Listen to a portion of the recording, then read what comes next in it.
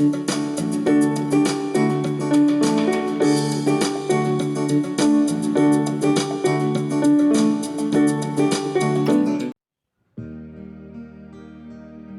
सभी विश्वासियों को जयसु। आज का सुसमाचार सन लुकस के अध्याय 10 वाक्यांश 1 से 12 से लिया गया है।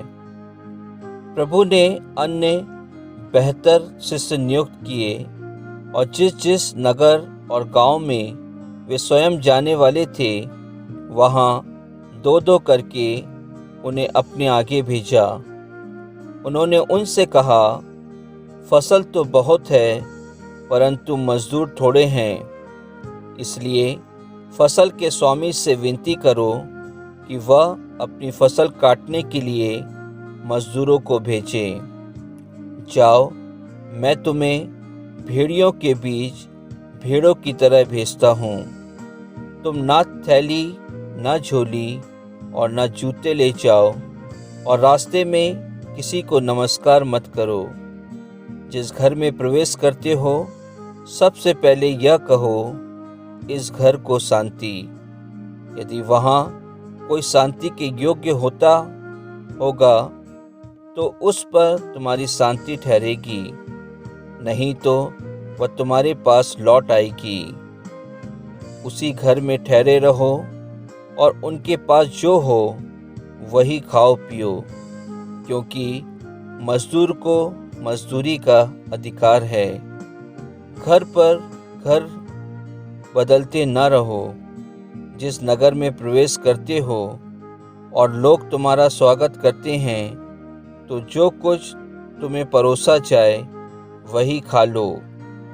वहाँ के रोगियों को चंगा करो और उनसे कहो, ईश्वर का राज्य तुम्हारे निकट आ गया है। परंतु यदि किसी नगर में प्रवेश करते हो और लोग तुम्हारा स्वागत नहीं करते तो वहाँ के बाजारों में जाकर कहो, अपने पैरों में लगी तुम्हारे नगर की धूल तक हम तुम्हारे सामने झाड़ देते हैं। तब भी यह जान लो कि ईश्वर का राज्य आ गया है। मैं तुमसे यह कहता हूँ, न्याय के दिन उस नगर की दशा की अपेक्षा सदोम की दशा कहीं अधिक सहनीय होगी। प्रभु का वचन है। ईश्वर को धन्यवाद। प्रभु का वचन कहता है योहन 10:17 में, मेरी भेड़ें मेरी आवाज़ पहचानती है, मैं उन्हें जानता हूँ और वे मेरा अनुसरण करती हैं। क्रिस्त में प्रिय विश्वासियों, आप सभी को जय यीशु। प्रिय विश्वासियों, हम वचन में पढ़ते हैं कि हमेशा प्रभु यीशु अपने आप को संसार में एक ज्योति के रूप में, एक भले विनम्र चरवाहे के रूप में कई दृष्टांतों को सुनाकर समझाकर प्रकट करते हैं। प्रभु यीशु के शब्दों का प्रचार करना एक धीमी गति की प्रक्रिया थी, क्योंकि हम जानते हैं कि उस समय उनके पास आज के समान चल रही टीवी, मोबाइल फोन आदि तकनीकी उपलब्धियां नहीं थी। केवल प्रभु यीशु अपने शब्द मात्र से ही जगह जगह घूमकर प्रचार करते और चमत्कार दिखाते, वही उनका एकमात्र जरिया था। यही कारण है कि यीशु ने अपने आप को विनम्र कर नदी, पहाड़ों पर पैदल चलकर सभी प्रकार के लोगों को अपना सामर्थी वचन सुनाया था। आज मैं और आप सभी विश्वासी उसी ईश्वर की संतान हैं। प्रिय विश्वासियों, आज के सुसमाचार में हम पढ़ते हैं कि प्रभु अपने शिष्यों से कहते हैं, फसल तो बहुत है परंतु मजदूर थोड़े हैं, इसलिए फसल के स्वामी से विनती करो कि वह अपनी फसल काटने के लिए मजदूरों को भेजें। प्रिय विश्वासियों, ये मजदूर कौन हैं? ये मजदूर हम सभी हैं जिसे प्रभु ने चुना है, जिसे प्रभु ने अपने अनुसार प्रेम किया है और अपने सुसमाचार प्रचार के लिए हमें भेड़ बनाकर भेड़ियों के बीच में भेजने का वादा किया है कि हम उनके बीच में जाएं और स्वर्ग राज के आगमन का प्रचार करें। वचन में हम देखते हैं प्रभु के सुसमाचार को सुनाने के लिए नाकेदारों, व्यभिचारों और अज्ञानी शिष्यों को प्रभु ने चुना था। उन्हें वे प्रेम, शांति और मुक्ति का संदेश सुनाने के लिए नगर नगर के भ्रष्टाचारी नेताओं, अधिकारियों, पापियों, कुकर्मियों और रोगियों के बीच भेजते हैं। प्रिय विश्वासियों, प्रभु के शिष्य कोई पढ़े लिखे, अमीर, ज्ञानी प्रचारक नहीं थे, बल्कि केवल उन्होंने यीशु को अपने जीवन में अनुभव किया और उन्हें समझा और उनसे अपने जैसा प्रेम किया। उनकी दी गई आज्ञाओं का पालन किया, उनके कार्यों को दूसरों को बतलाया। वे हमेशा निडरता और साहस पूर्वक लोगों के बीच में खड़े होकर उनसे कहते थे, ईश्वर का राज्य निकट आ गया है। ईश्वर और प्रभु में विश्वास करो। अपने बुरे कार्यों को, नकारात्मक सोचों को, छल कपट को, नाना प्रकार की बुराइयों को छोड़कर ईश्वर के न्याय के सिंहासन के सामने खड़े होने के लिए तैयार हो जाओ। क्रिस्त में प्रिय विश्वासियों, ठीक उसी प्रकार आज हमें भी एक सच्चे क्रिस्ती होकर प्रभु यीशु के शिष्य बनने का सौभाग्य मिला हुआ है। हम रोज प्रभु के पवित्र वचन को पढ़ते हैं और प्रार्थनाओं में, यूक्रिस्तीय समारोह में भाग लेते हैं तो ईश्वर को अपनी आत्मा व शरीर में अनुभव करते हैं।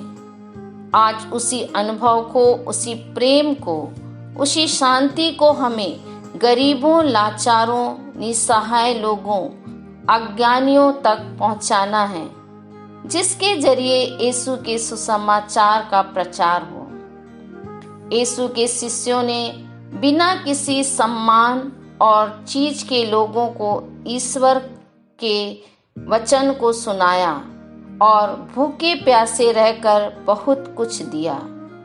प्रिय विश्वासियों, आज के वचन में हम मनन करें, हम सभी के जीवन में ऐसा कौन सा अनुभव है, कौन सा चिन्ह और चमत्कार प्रभु ने किया था जिससे हमारा जीवन, सोच, विचार बदल गए थे। हमने एक नए जीवन की शुरुआत की थी। हम उसे दूसरों के साथ प्रेम पूर्वक बांटें, दूसरों के बीच में जाकर अपने जैसा उनसे प्रेम करें और प्रभु के वचन को सुनाएं। हम प्रभु से जो कुछ हमने पाया है, जो कुछ हमने सीखा है, उसे हम बांट सकें। तब प्रभु हमसे कहेंगे, आनंदित और मग्न होना, क्योंकि तुम्हारे लिए स्वर्ग में बड़ा फल है। इसलिए आइए क्रिस्त में प्यारे विश्वासियों, हम सभी प्रभु की आशीष को पाने के लिए तैयार हो जाएं। प्रभु हम सभी को आशीष दे। आमीन।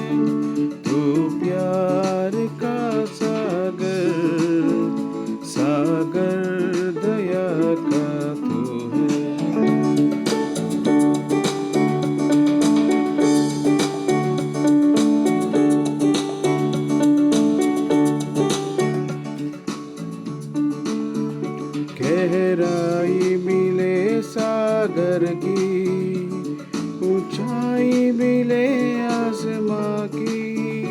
गहराई मिले सागर की, ऊंचाई मिले आसमां की, पर कोई नाप न पाएगा गहराई तेरे प्यार की, पर कोई नाप ना पाएगा गहराई तेरे प्यार की।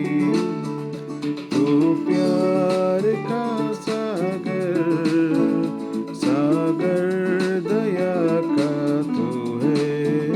तू प्यार का सागर, सागर दया का तू है।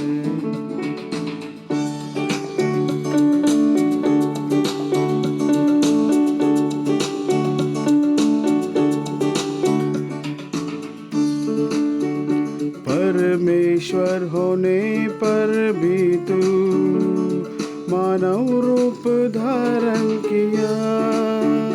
परमेश्वर होने पर भी तू मानव रूप धारण किया।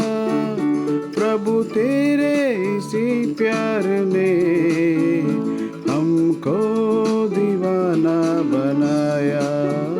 प्रभु तेरे इसी प्यार ने हमको दीवाना बनाया। तू प्यार का सागर, सागर दया का तू है। तू प्यार का सागर, सागर दया का तू है। तेरे प्यार के सागर में हम तैरना चाहते हैं।